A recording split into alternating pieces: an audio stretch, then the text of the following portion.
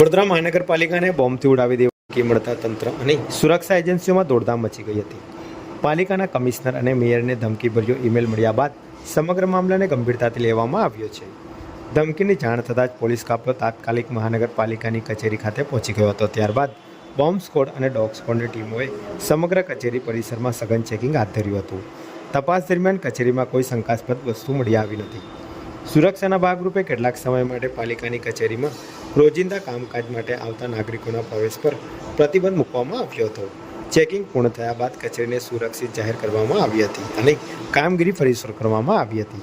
ઉલ્લેખનીય છે કે મહાનગરપાલિકાની આ કચેરીમાં કમિશનર, મેયર સહિતના વરિષ્ઠ અધિકારીઓ અને પદાધિકારીઓ બેસતા હોવાથી સુરક્ષા એજન્સીઓએ કોઈપણ પ્રકારનું જોખમ ન લેતા તમામ જરૂરી પગલાં લીધા હતા.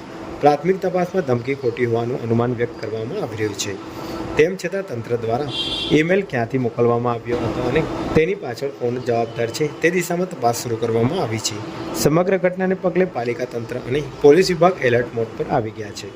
અત્યારે હાલ જે મ્યુનિસિપલ કમિશનર મેયરની કચેરીની અંદર, વીએમસી કચેરીની અંદર જે બોમ્બ થ્રેટની અફવા છે એ જે મેલ મળ્યો છે એના આધારે અમારી સમગ્ર ટીમો અહીંયા સઘન તપાસણી કરી રહી છે. વીએમસી કચેરીના ઇન્ટરનલ સિક્યોરિટી હેડ સાથે પણ અમારી આખી એક પ્લાન બનાવી અને અલગ જે એરિયા છે એનું સઘન ચેકિંગ ચાલી રહ્યું છે. સાથે સાથે એસઓજી અને ક્રાઇમ બ્રાન્ચની ટીમ, અમારી બીડીડીએસની ટીમ, અમારી લોકલ અધિકારીની ટીમ પણ અત્યારે હાલ આ અલગ દિશામાં તપાસ કરી રહી છે અને આ સમગ્ર એરિયાના સઘન ચકાસણી ચાલુ છે.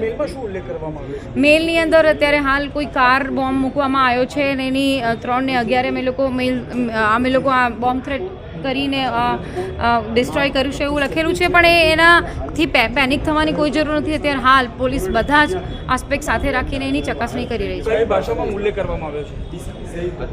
એ આખો મેલ સાયબર સેલવાળા જોઈ રહ્યા છે. એમની શું મેલની ભાષા શું છે, ક્યાંથી મોકલાયો છે, એ લોકો તપાસ કરશે.